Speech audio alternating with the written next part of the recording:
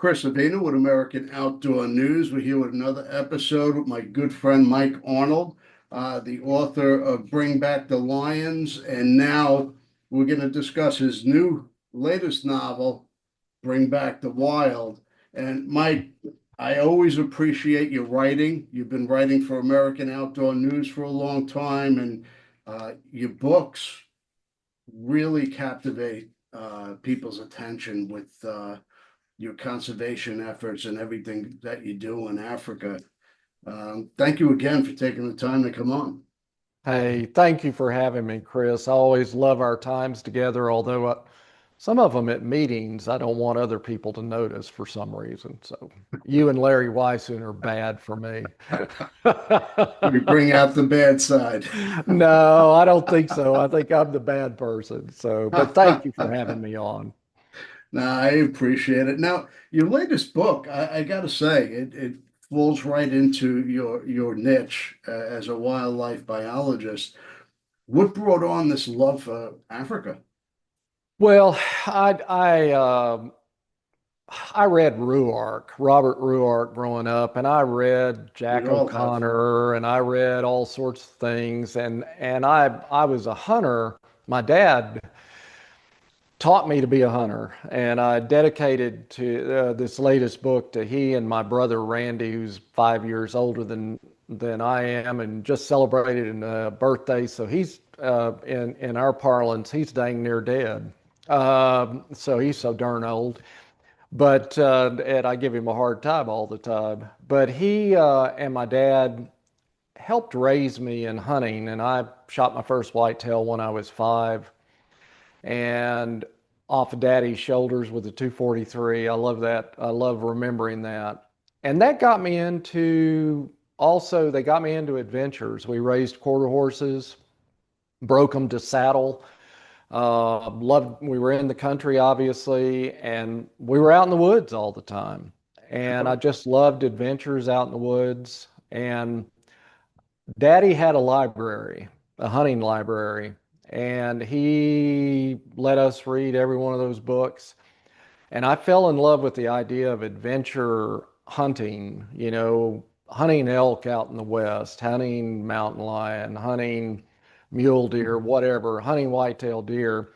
But I also fell in love with the idea of hunting over in Africa. And at the earliest time I could, I got over there. That was in 17 and 18 actually. It was the first time I went over. I've been a lot now, but quite a few trips every year. And as I did that, because I'm also a professor, a scientist, and I work in conservation biology, and as I put those two things together, I realized that the biggest conservation stories, the greatest conservation work continues to be done by hunters, people who fish, people who are sportsmen and women. And whether it's North America, Europe, the book covers lots of different places. I'm in Mexico in the book, in the Yucatan Peninsula, in Sweden, England, lots of different countries, of course, in Africa, and then here in North America, in British Columbia, in Oklahoma, wherever it happens to Yeah. be. All of the conservation work is really funded through hunters, people who go out and fish once again. And it's because there's, like in North America and the US, we have that excise tax. Every time you go out, because I know you love fishing too, Sure. every time you buy a rod and reel or anything like that, there's that excise tax. It comes right off the top of it. Every time I buy rifles or ammunition, there's 11% excise tax. And last year, Pittman Robinson Act. absolutely, the Pittman Robinson Act, and then also with the fishing that came in, excise tax and an excise tax recently on bow hunting equipment and all this sort of stuff. So it raised about $1 billion, right at $1 billion last year, and that goes Wow. straight to those states. I know. And that was just off the hunting too. So the fishing and everything else goes on top of that. And that money goes straight to the states. Feds can't touch it. Yeah. And that's always a good thing. In my estimation, it's always a good thing if the federal government doesn't get in the middle of it and start fiddling with the money. So anyway, that's why that book came about. I traveled all over. My first one was about Catata 11 in Mozambique, and we took a deep dive about conservation, community outreach there. And I wanted just to broaden and show people that it happened all over. It happens all over, including here at home. Is this a continuation of Bring Back the Lions? I mean, what inspired this Yeah, this I novel? well, the thing about it is for me, this is actually my sixth book. I like Wow. writing books. I wrote four books before that nobody in their right mind would want to read because they're science texts. But specialists liked them and really appreciated them, and a lot of people bought them. But these last two are for, as my friends say, and my wife tells me, and my kids tell me, I tell a good story, and they're stories about what I'm passionate about, and that is hunting, and that is conservation and community outreach through hunting. And once again, their money and the community outreach is being done by folks who dip those lines in lakes and stuff like that too. But Yeah. I focus on the hunting part. So this book, I wanted to broaden out and say, look, if you go to the Yucatan and you hunt brocket deer and these other and the bird species I hunted, conservation and community outreach are happening right there. And a model is happening in North America, in British Columbia, working with the Native Americans, North Americans there. And it's also working in Oklahoma, and it's working in Sweden and England, and it's working in, all these countries over in Africa.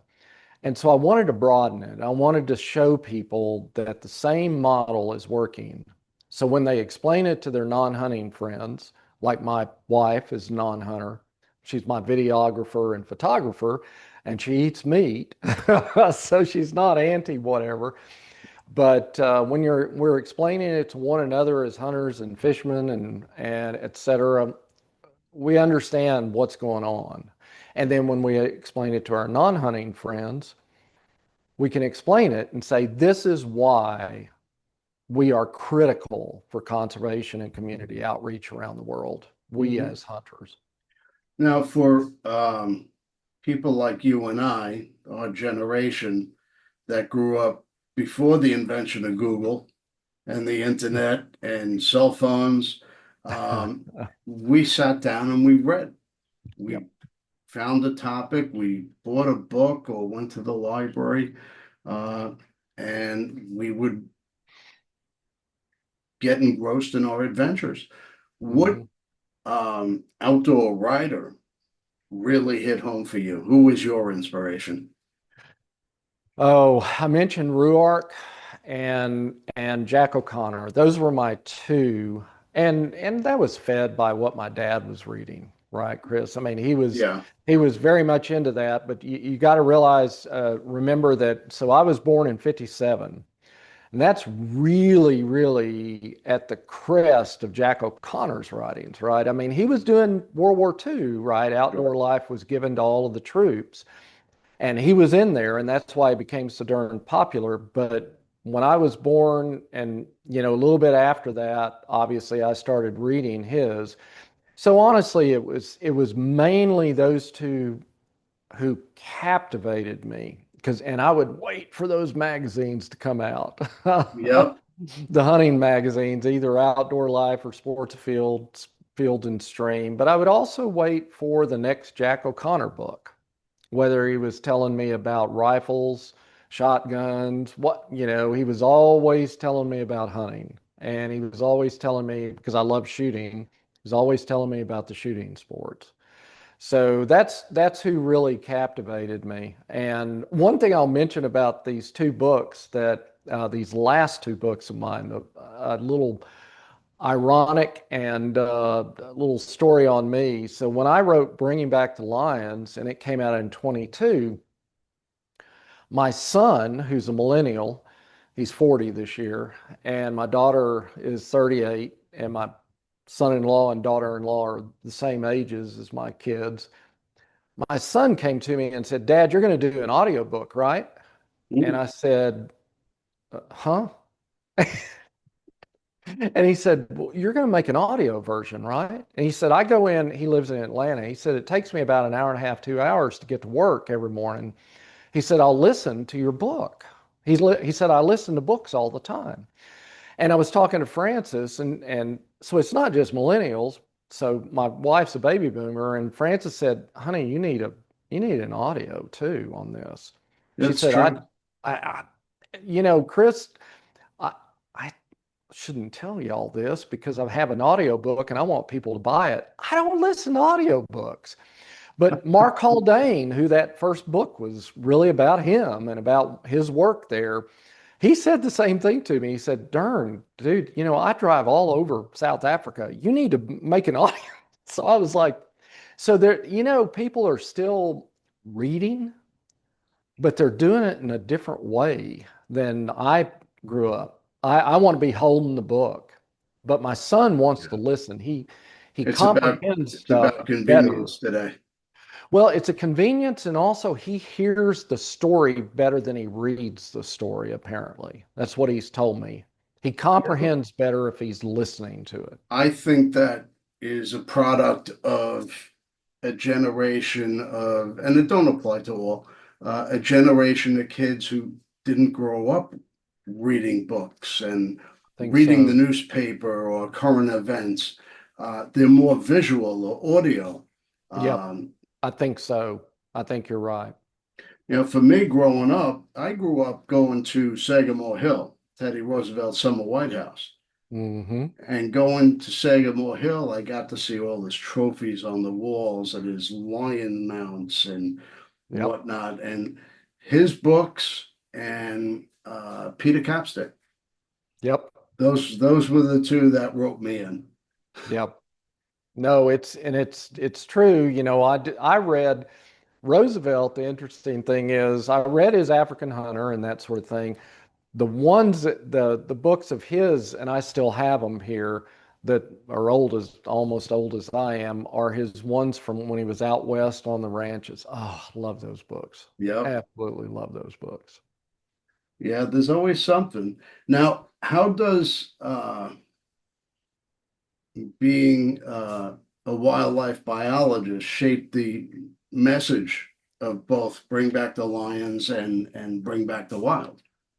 Well, I'm real careful about this because my kids say, Dad, make sure they realize this isn't a dry science book.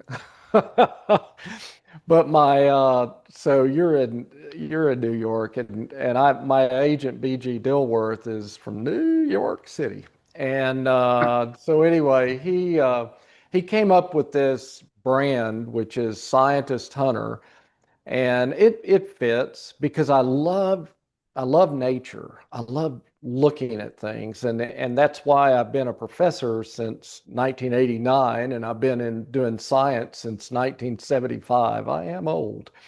So yeah, I love looking at things, and I remember as a kid going out and taking plaster of Paris, and I was a real nerd. Obviously, I didn't have a lot of dates, and I would take plaster of Paris and do forms of prints, of raccoons and possums. We didn't have a lot of wildlife around there. We didn't have white-tailed deer, for example, when I was there growing up. But anyway, so I've always enjoyed that. So as a biologist, I look at this and I say, what are the sort of the cool biological attributes of some of these animals? And, how do they do their living, make their living, if you will? And what affects them? What brings their populations down, not just poaching, but do they get poisoned? Do they harvest eggs of the birds? Whatever it happens to Mhm. be. And I look at those and I'm fascinated by the kinds of research that's going on, say, in these different places to figure out how many of whatever they have there and how many they can harvest. And then I also am very fascinated by and really excited to tell the stories of these animals and say, look, not just the game animals, but marabou storks, for example.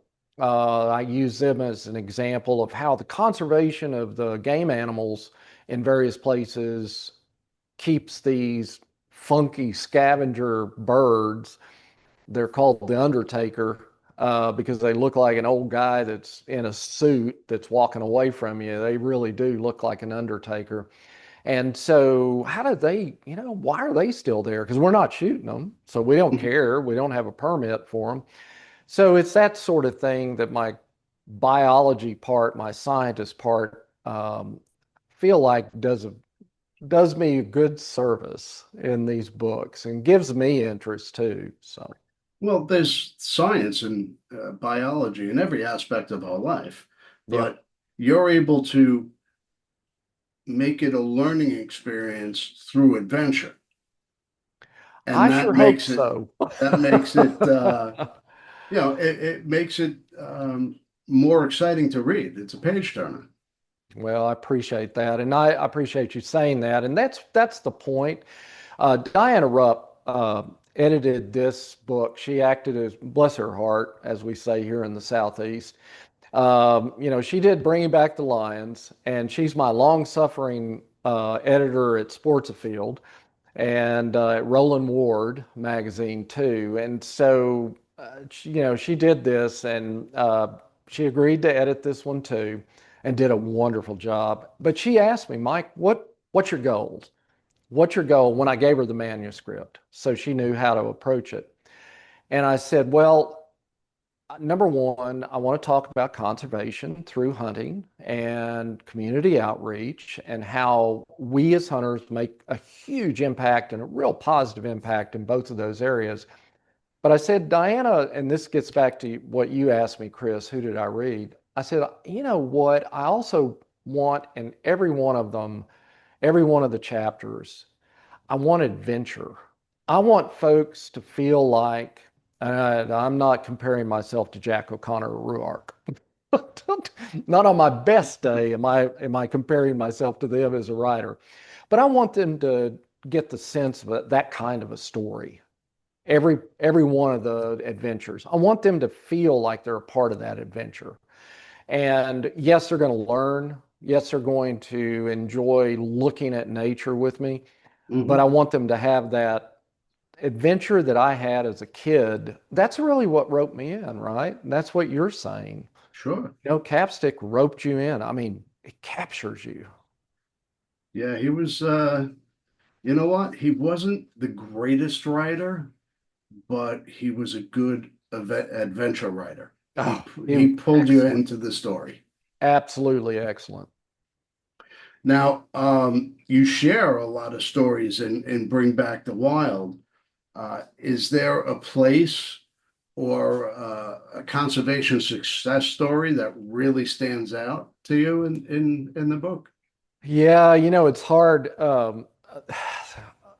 The since I wrote a whole book about Katana 11, it's hard not to focus on them.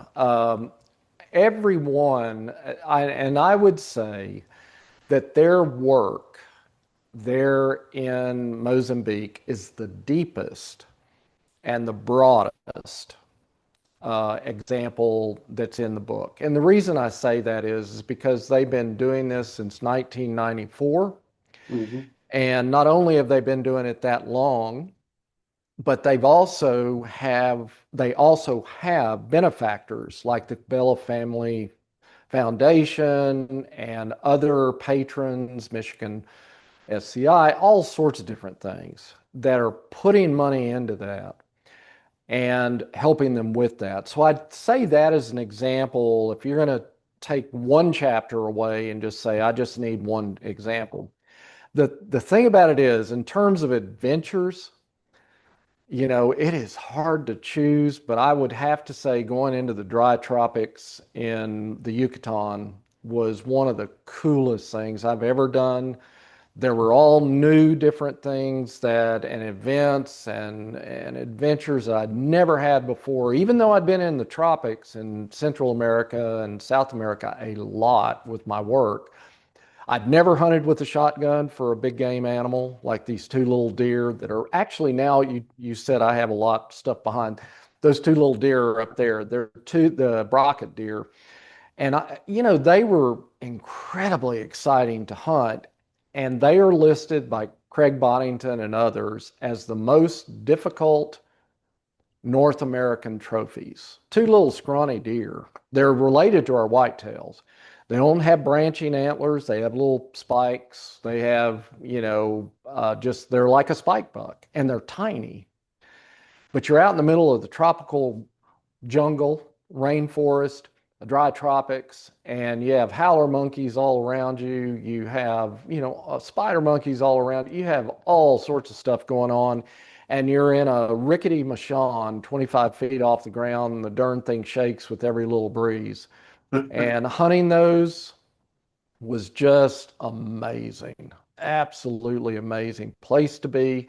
And then we got to eat my gray brown brocket, and we got to eat him by a preparation method that the Mayans have been doing for thousands and thousands of years, and a lot of cultures have, and that is digging a hole in the ground, putting wood in it, setting the wood on fire, putting rocks in there, big rocks in there, letting the rocks get red hot.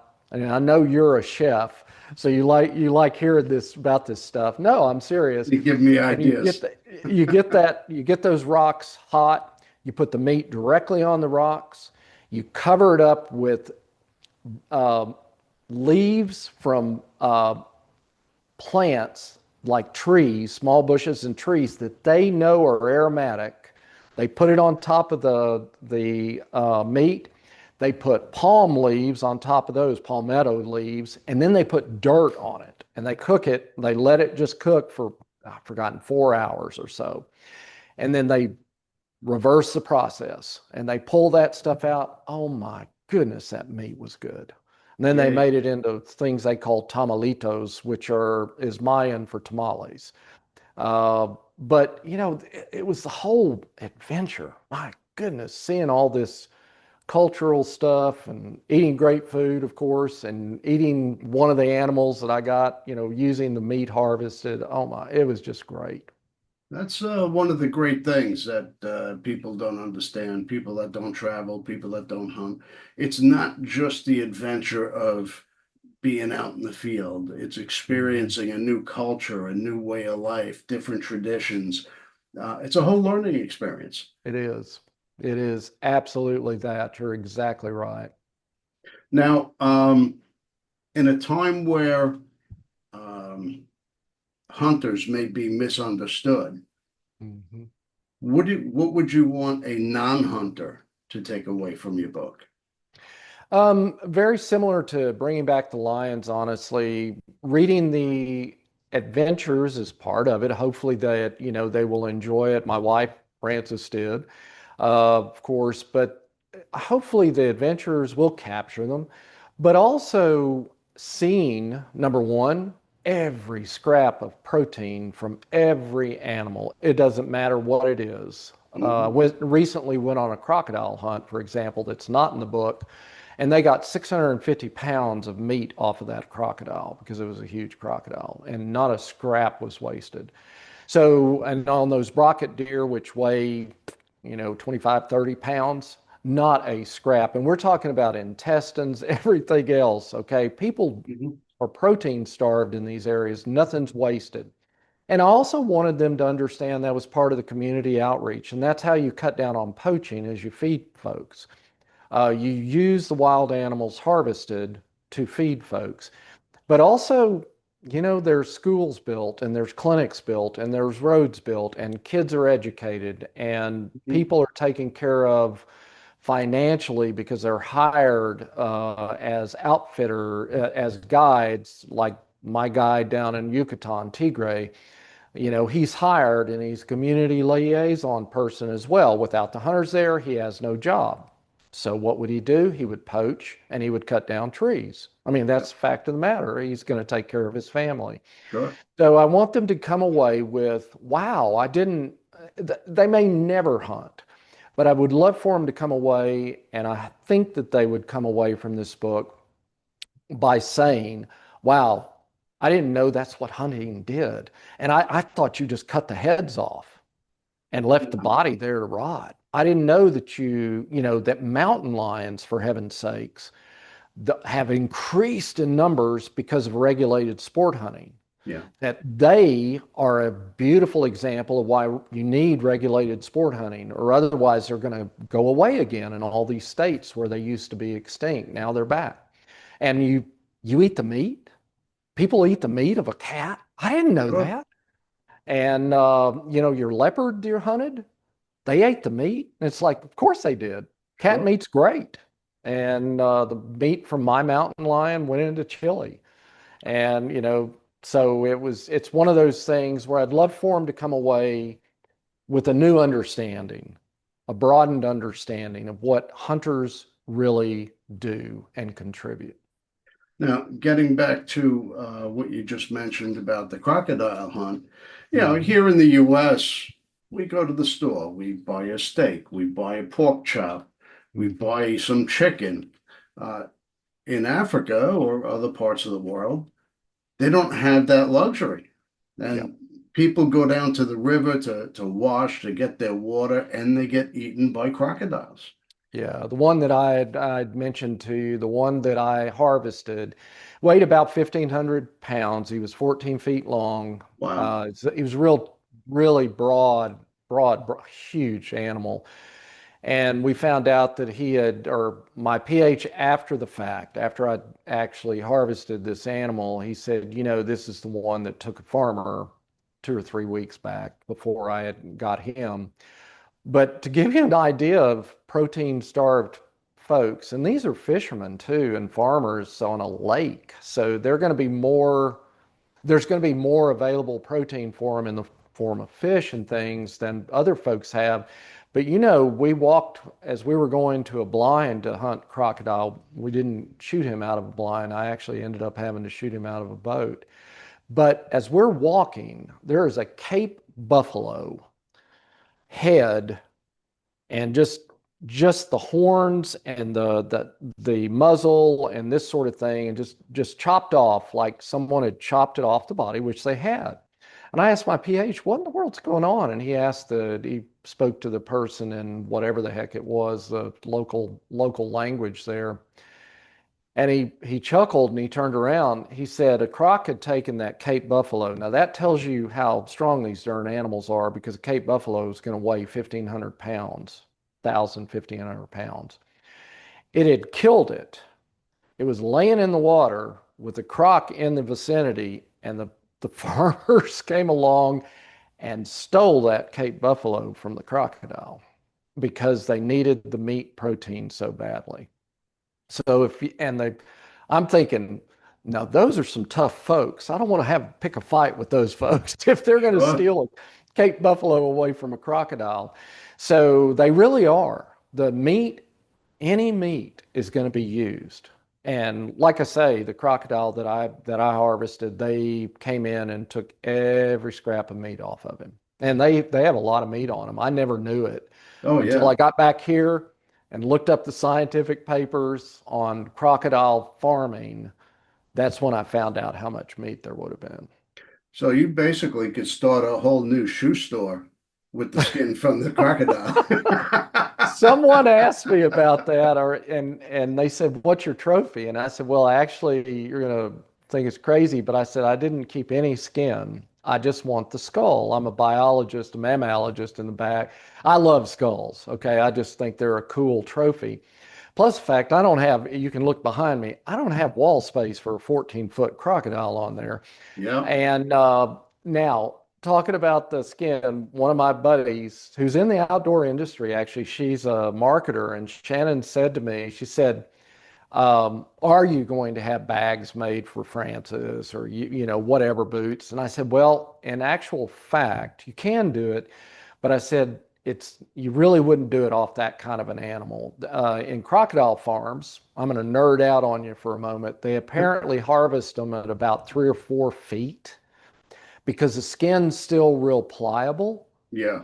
And so on mine, you had the projections on his back were that tall. I mean, Wow. if you look at the photo, I mean, the guy is knobbly, and the skin underneath, I guess, is too thick to work with. And so it wouldn't work for boots. Unfortunately, I'm a Texan.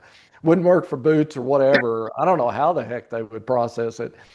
So the only skin taken off of it actually was by my PH, who wanted the back skin, a strip, so that you could dry it and have it in camp for folks to feel who are hunting crocodile and say, hey, this is what a crocodile looks like. Crocodile skin Interesting. look like. Mhm. Interesting. Yeah, you've been there what? Uh, Oh 15, Lord. 20 times? Yeah, at least. I'd have to go back and, of course, and Craig Boddington said this one time. He said, if you count just transatlantic flights, there's fewer, obviously. But like this time, we went to Mozambique and then we came back to South Africa and we hunted the Kalahari Desert there in South Africa. And that's generally what I try to do is go multi-country. And because that transatlantic flight is so darn expensive, Yeah.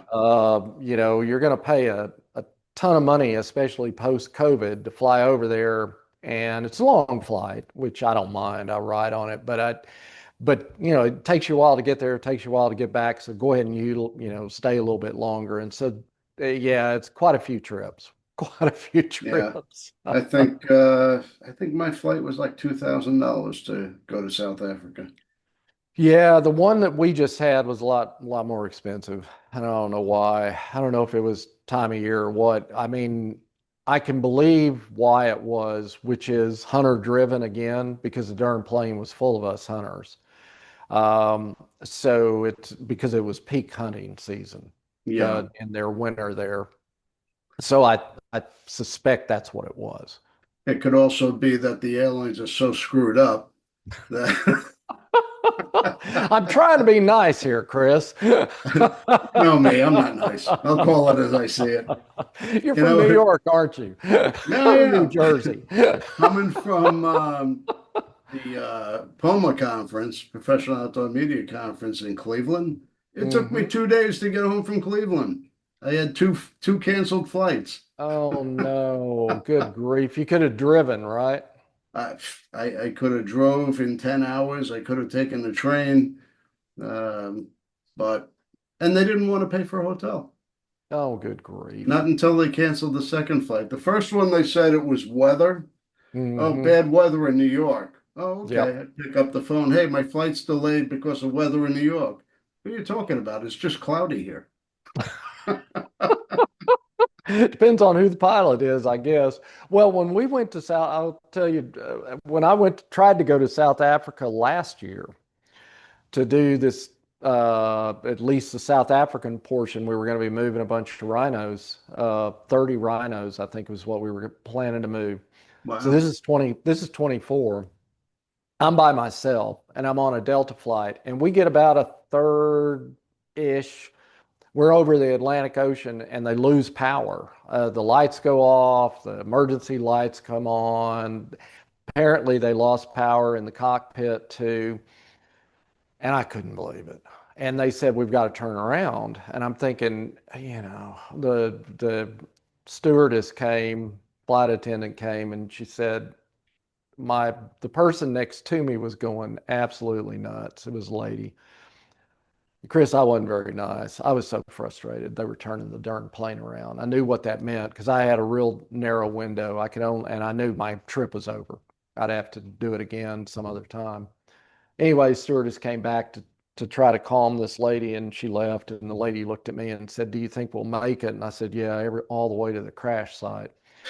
And which is I stole from a comedian, a West Texas comedian. But anyway, and so I don't think she wanted to sit next to me anymore. But the airlines are I think they are struggling right now. They're Well, struggling. I think all their equipment is outdated. Their software and electrical, I think it's all outdated. The The the hamsters have gotten too old. yeah, and the air traffic controllers, Yeah, all that equipment is probably 40 years old. yeah. Yeah, Yep. it's a struggle, but I'm still gonna. I was just praying the whole way that they would make it, and someone said, "Well, I can understand it's nerve-wracking being over that water," and I said, "No, you don't understand. I wanted them to keep going." And I talked to pilot friends, and I had two pilot friends, including Mark Haldane, who flies constantly, and he said, "Are you nuts?" He said, "Do you realize how close you came to going into the drink?" He said, "When they lose electricity, that's a bad, bad thing." And I said, Yeah. "Oh, well, I just wanted them to keep going to Johannesburg, but they couldn't do that." Well, at least they didn't start passing out parachutes. I think the only ones who had parachutes were the crew. Where's the captain? Oh, he's gone. He's gone. That's right. Yeah. Oh. All right. Well, we're running out of time. Where can we find Bring Back the Wild? All righty. Well, you can go to my website, and that's mikearnoldoutdoors.com, and you can get a signed copy there. All right. There's a pull down, and you can get Bringing Back the Lions, and you can get Bringing Back the Wild. Just order it there, and it's the same price as on Amazon, but you also get a signed copy that way if you want one. But you can go to Amazon, you can go to Barnes and Noble, you can go to bookstores, your local bookstore and order it in. Any of the ways that you can imagine that you do for other books, you can do it that way. If you get on Amazon, obviously, there's an audio book, there's a Kindle version. So, but if you want to go directly to my website, to that book, it's bringingbackthewild.net. But you can go to mikearnoldoutdoors.com and see Okay. what else I've been doing. And you could also go to the August edition of American Outdoor News. Uh, Absolutely. Mike has an article that'll be in there for this issue, and there'll be an ad for Bring Back the Wild. You could click on either one of those, and you can purchase a book. I highly recommend Absolutely. it. Thank you, sir. All right. I appreciate your time again, and always great to speak to you, Mike. Oh, it's wonderful to see you, Chris. We got to overlap at a meeting again, okay? There's always Atlanta, and there's always Nashville. There you go. I'll be there. All right. If you haven't subscribed to the American Outdoor News podcast, hit that button now, and we'll deliver this right to your mailbox. All right. Thanks again. Thank you.